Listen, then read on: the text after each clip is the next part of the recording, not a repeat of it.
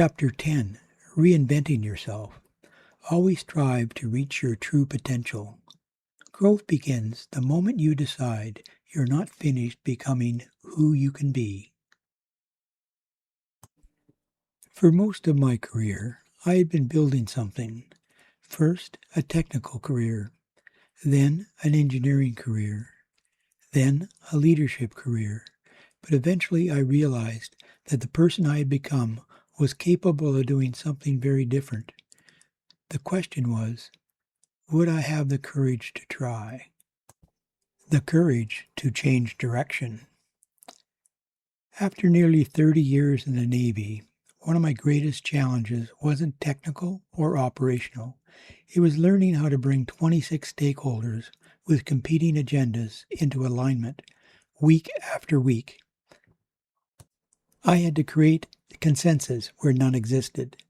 And somewhere along the way, I discovered something about myself. I had a talent for mediation, for helping people find common ground, and for navigating emotionally charged disputes.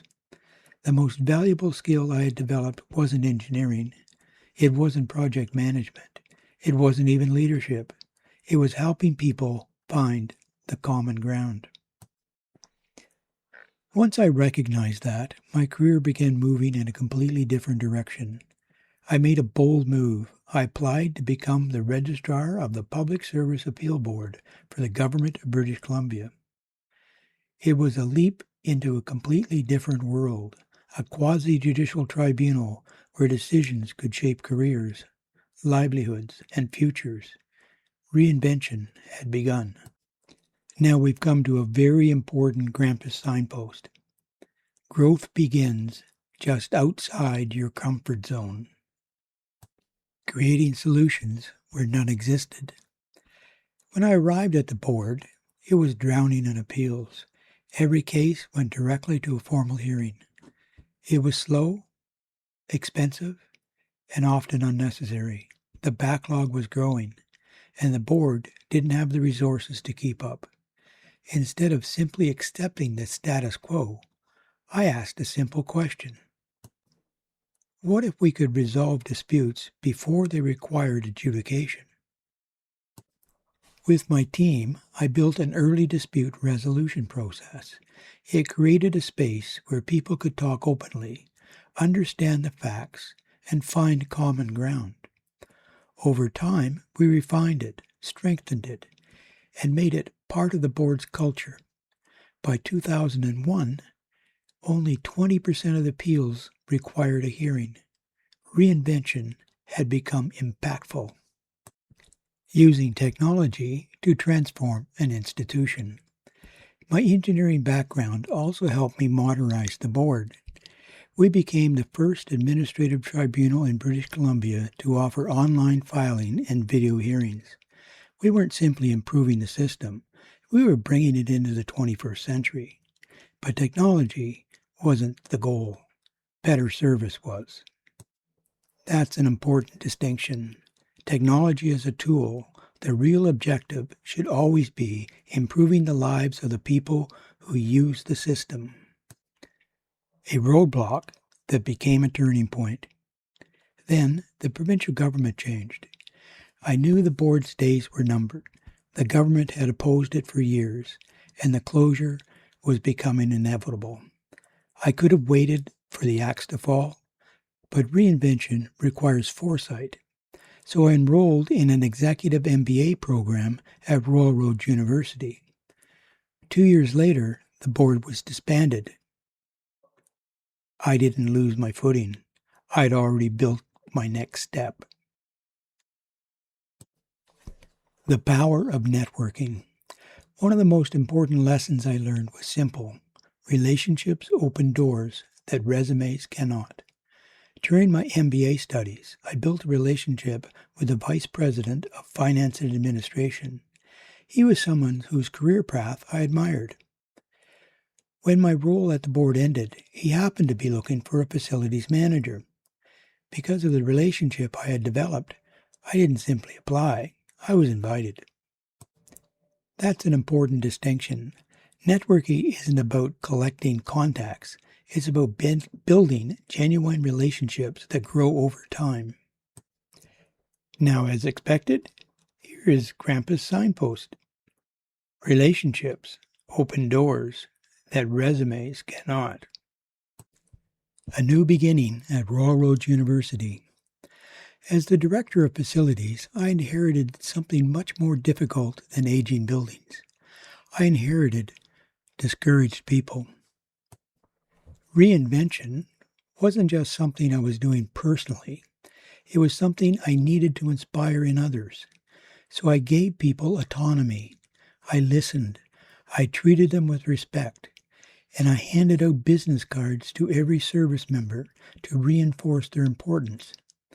Within weeks, morale skyrocketed.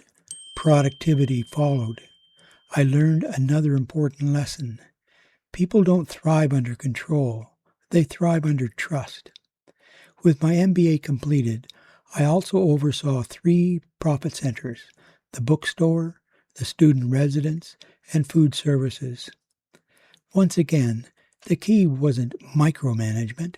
It was unleashing the creativity of managers who had ideas but lacked encouragement. Respect is a catalyst. Empowerment is a fuel. When values demand a new path. After a few years, the university's financial struggles made it impossible for me to maintain safe facilities. I faced a choice: compromise my principles or leave. I chose to leave. Reinvention sometimes means walking away from what no longer aligns with who you are. Looking beyond familiar places. I knew I needed a role with a stronger business component to fully apply my MBA, so I looked beyond my city, beyond my comfort zone, and beyond the familiar. That decision led me to Seneca College in Toronto, where I became the Director of College Services and Auxiliary Business Development. It reminded me of being 13 years old, searching for a summer job when none existed in my hometown. Opportunities rarely come to you. Sometimes you have to go looking for it. And that brought me back to a lesson I learned as a young boy. Keep looking, ask questions, and don't be afraid to take a different path. Now let's take a minute to reflect on what I learned in this chapter. One of the most dangerous assumptions we can make about our lives is that we have to remain the person we were yesterday. We don't. Every experience changes us. Every challenge teaches us. Every new skill gives us a new tool. And sometimes those experiences prepare us for something we never imagined doing. When I left engineering, I didn't throw my engineering education away. When I left government, I didn't throw away what I'd learned there.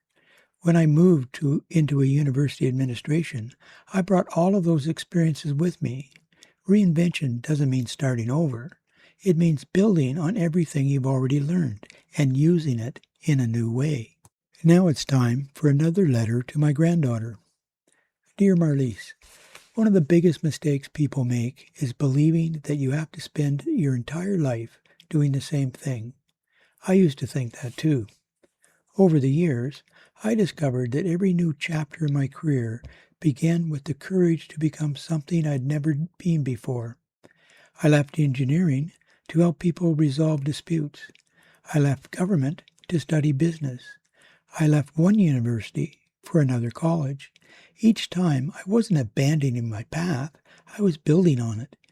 Don't ever be afraid to reinvent yourself. Everything you've learned up to that point will travel with you. Your experiences don't disappear. They become the foundation for whatever comes next. So if one day your heart tells you it's time for a new adventure, listen. With love, Grandpa. Let's close off this chapter by saying that by this point in my life, I had reinvented myself several times.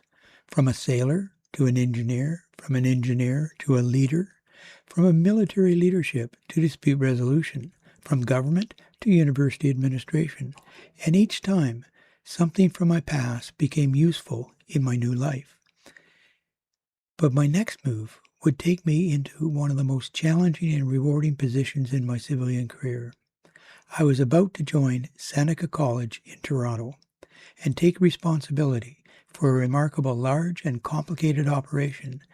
There, I would learn another important lesson. Don't wait for opportunities, create them.